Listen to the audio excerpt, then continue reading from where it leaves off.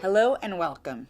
In this unit, we'll walk through an IEP and discuss the various sections typically found in an IEP. As a sample, we'll be using a blank Los Angeles Unified School District IEP that you can download on your screen now. Our goals in this unit are to 1. Have you become familiar with the IEP as a living legal document, and 2. Understand why all IEP documents contain certain sections. But let's begin with a very basic question. If you've downloaded our sample IEP and you don't live in Los Angeles, you may be wondering why your child's IEP looks different than our sample. Well, to address this issue, let's go back to IDEA, which is the federal law that gives us many of the rights we have in special education law. In IDEA, or IDEA, there's a section of the law that speaks to what components should be in an IEP. However, IDEA does not give us a national template that must be used by all school districts. That's why we're doing this walkthrough. Legally required information will be in your child's IEP, but if you don't know where to find it, you may miss it. So why is it that we don't have one universal IEP template? To answer this question, let's quickly discuss our system of government, which is called federalism. Think about the minimum wage. Currently, the federal minimum wage is $7.25 an hour. California's minimum wage is $9 an hour. In Los Angeles, the minimum wage is on track to be $15 an hour by 2020. How can we have so many different minimum wage? Well, states and cities can add to the rights given by the federal government, here being the minimum wage. This is perfectly okay as long as states and cities are adding rights. Now, what would happen if a state or city tried to pass a law that would pay someone less than our current minimum wage of $7.25 an hour? That would be illegal because the federal government has already set a bar of $7.25 an hour as a basic minimum right. IEPs work similarly in that federal law tells us what should be in an IEP, but states, cities, and school districts can develop their own templates as long as they meet the basic legal requirements given to them by the federal government. That is, all districts have leeway in developing their own IEP templates as long as they respect the bar set by the federal government, just like in our minimum wage example. All right, let's begin. Let's look at the sample LAUSD IEP we've provided for you. Remember, not every IEP will follow this format or use this IEP's exact terms, but the general information we cover should be in all IEPs. Also, note that we're not recommending the LAUSD template as a model, nor do we consider computer-generated forms the best way to write IEPs. However, we find it helpful for this example to walk through and share this particular sample, especially for those of you watching this video who have never even seen an IEP before.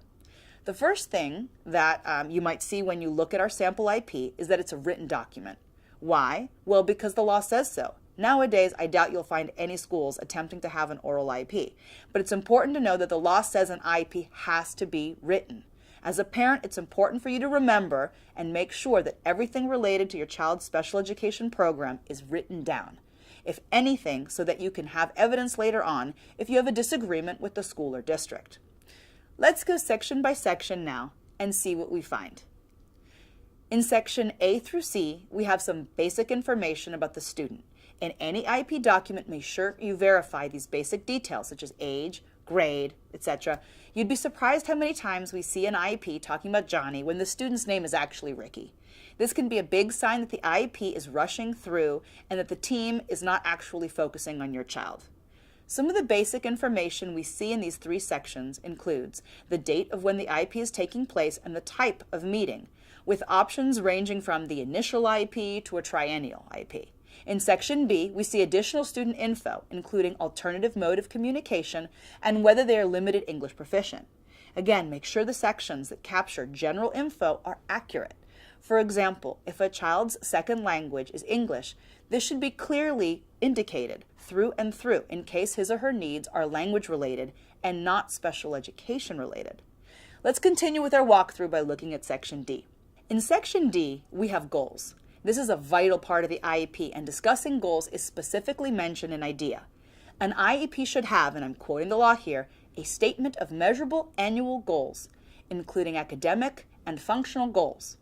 In this sample IEP, goals are actually discussed twice. Here the emphasis is on reviewing current yearly goals, and later we'll see a section for prospective goals. One note about goals. Notice that the law that I just quoted says nothing about the quality of the goals. Nowhere in the law does it say that the goals have to be great goals. As a parent, it's your job to make sure goals developed at IEP meetings are high quality. You'll see how to do that in a later unit. In Section E, we have current levels of performance, which is another section mandated by law. Discussing current levels of performance is vital. If the IEP team is designing a child's educational program, they can't design it without knowing what impact a child's disability has on their academic and functional abilities. As you can see in the sample IEP, current levels of performance should be identified through the assessments, teacher observations, and other things. When discussing present levels of performance, it's important to get a full picture of the student's abilities, which includes discussing their strengths, weaknesses, and the impact of their disability on the student. Section F covers eligibility, which we'll cover in a later unit. However, one important thing to remember is that all students who are in special education must fall under a special education eligibility category. Eligibilities are legal definitions of disability found in either federal or state law. All IEPs should discuss eligibility because knowing a student's eligibility can help tailor services. That is, a student shouldn't just get a special education service. They should get services that directly relate to their disability. Section G also covers goals, which, as we just discussed, is a section of the IEP that is mandated by law. We will cover goals more in depth in a later unit, but for now, let's discuss a couple of things that stand out in this IEP. One of the first things that we see when we look at this IEP is that it lists an open number of goal slots. That is, the sample isn't already populated with how many goals the student will need. That's because it's impossible to know how many goals a student will need. Each student is an individual, and each IEP will have an individual number of goals. Now let's look at the method of evaluation. When developing goals, it's important to have a way of verifying or checking that the goal was met. In a later chapter, we'll teach you some strategies to do this, but for now, just notice the options in our sample IEP. Through tests, work, observations, etc., you'll see that LAUSD also has a section for tracking progress through reporting periods. These two sections, how goals will be measured and a section for progress reports, are also part of the law and should be in every IEP.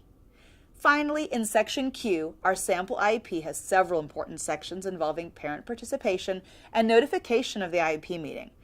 We'll cover the legal significance of these two actions in a later unit, including the consent options you have when you decide to sign an IEP. However, for now, I just want you to see that your consent and your signature are the last things that we see in this IEP. Why? Well, the IEP is a legal document, and your signature is required to make this contract binding on both you and the school.